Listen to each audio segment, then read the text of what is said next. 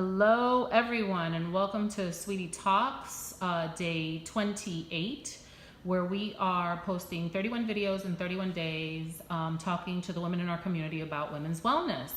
And today we have with us Ms. Rebecca Scott.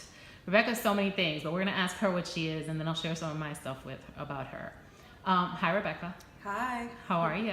I'm well, thanks. Good. Thanks for having me on here. My pleasure.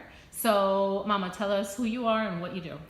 Sure. So my name's Rebecca Scott. I'm the founder of Sustainable Snacks. What? We're a Bronx-based natural foods company on a mission to promote public health through better snacking. We focus on developing delicious snacks with bold flavors and unique textures from 100% plant-based ingredients.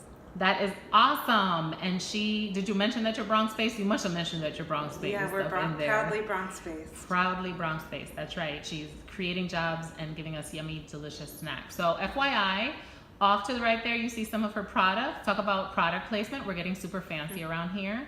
And you can find these at many of your fine retailers, including Sweetwater Dance and Yoga.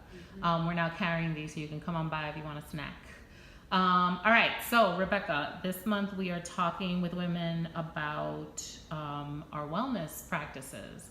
So I know that Sustainable Snacks was kind of born out of your wellness journey. Can you tell us a little bit about that?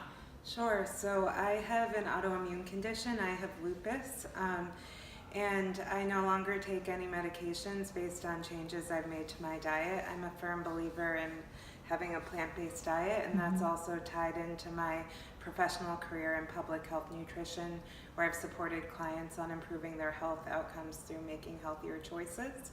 And literally I used to work with clients who were pre-diabetic, diabetic, high cholesterol, and through making healthy changes to their diets, they've been able to reverse those conditions. That's fantastic. So tell us about what comprises wellness for you.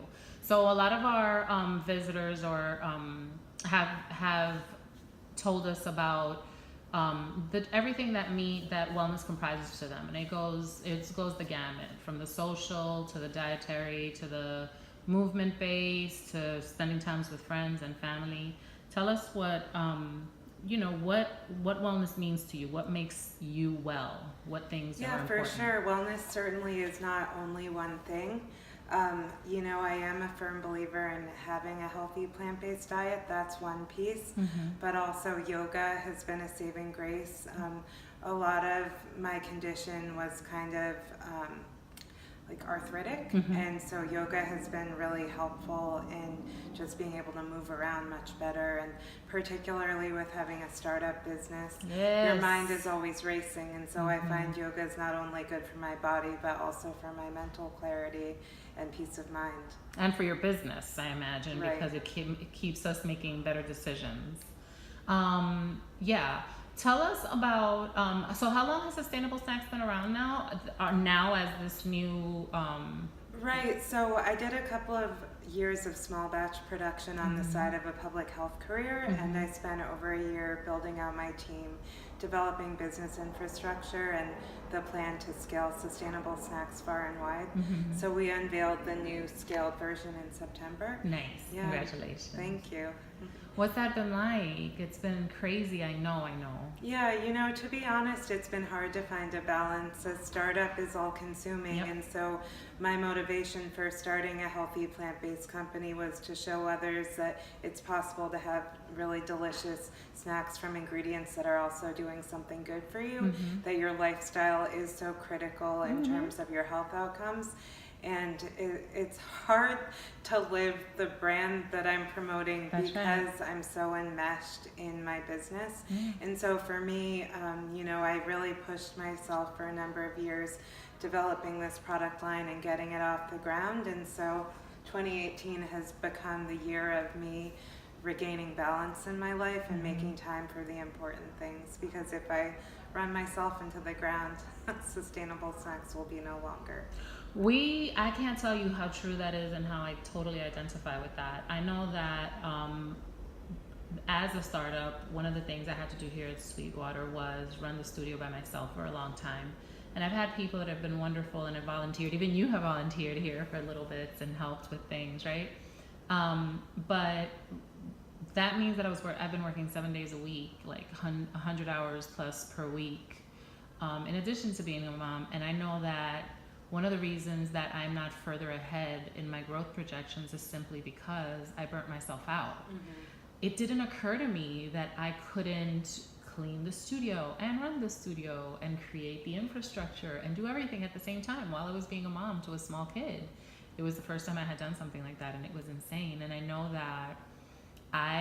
know for a fact that had I prioritized my wellness a little bit better, had I sought more balance early on, I'd be further along my growth projections right now. Mm-hmm. And I'm not judging myself, but it's absolutely the fact that this has been a really painful journey because I haven't prioritized myself. And people think it's crazy when I tell them that I don't take classes here. Mm-hmm. They're like, what do you mean? And they judge me for it, and that's okay. But I know that right now, these are the sacrifices we've made in order to get these brands off the ground. And when you're in this moment, there is no sacrifice too large. We're not going to do to make it happen. Right.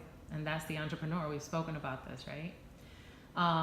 So yes. So all what gets in the way of you keeping your practices consistent? I know the business does, right? You've made a lot of changes in your life in order to get this business going, and you've sacrificed yourself a lot. What gets in the way of you becoming more consistent with your wellness practices? Right. Well, I think you've absolutely articulated what the challenges are getting a business off the ground. I'm making a big effort this year to be more consistent with my practice. I'm so proud of you. Thank you. And thanks for building Sweetwater. I don't know what I would do without it. But that said, I think it's tricky because if we don't throw ourselves into what we're doing, if we don't hustle so hard, our business won't grow. And so I think initially it is really important, but once you kind of develop that proof of concept, you get a little more stability. It's important to return to the reason for starting a business 100%. In the health and wellness space. And I think as entrepreneurs, we're super hard on ourselves. Yes, we are. And so another mantra that I'm practicing right now is just be kind. Yes. Maybe I had a meeting that conflicted with yoga yesterday, but I'm here today. Yes. I'm so glad you just said that. Yes. Yeah. So just be kind and fit it in whenever you can. Yeah, that's right. Actually, just recently, one of the episodes that I posted, I spoke about that. I spoke about the function of shame and how the first thing we got to do, my therapist is like laughing at us, right? As she's telling me that you got to tell your listeners that they got to be nicer to themselves. There's no point in trying to do wellness if you are going to get mad at yourself or be mean to yourself because you didn't make it into a class. So, so definitely, I think being gentle and being kind. And I shared how I've learned to think about, okay, so if I were Prasad right now, what would I say to make him feel better? Mm-hmm. And that's how I try to model my talking to myself, because it's hard. We are very demanding on ourselves. Right. Yeah. I totally agree. Yeah. So on the flip side, what helps you stay consistent? What are the things? Do you have any little hacks or anything that helps you stay on track with being kind and with being consistent with some wellness practices? Yeah, I guess the best thing I would say is that things are always popping up with the business, mm-hmm. and so I've been much better about setting my calendar mm-hmm. and really dedicating a certain time each day to getting to a yoga class. If I can't make it to a yoga class, it's been a little warmer now, so I've been getting off multiple subway stops earlier so Walking. I can walk. Yes. And making the time to go to the supermarket, get healthy ingredients and meal prep one day a week, carrying nuts, and I can't spare my snacks for myself. Too bad. Carrying similar healthy ingredients in my bag so I can always have something healthy on the run. And, just having these conversations and remembering our beliefs and why we got into this industry encourages us to get back on track. Absolutely. Oh my God, that was such a good answer, Rebecca. Thank you so much. All right, y'all. So, Sustainable Snacks. It's at Sus Snacks. Is that right? SUS Snacks. SUS Snacks. There you go. Sustainable Snacks on Facebook. Right. Awesome. On Facebook, find them, buy them, purchase them, eat them. They're delicious. Rebecca is the bomb. She's a great person and a lovely friend, and I'm so happy to have her in my community. Oh, well, likewise. She was, by the way, the one that ran our extremely successful Kickstarter last year. So the girl is genius. I can't wait to see what else you do, my love. Oh, thank you. Yes, Sarah, right back at you. All right, y'all. So thanks so much for listening again. We're almost at the end of our 31 days of posting. And as always, we'll leave you in love and light. Peace.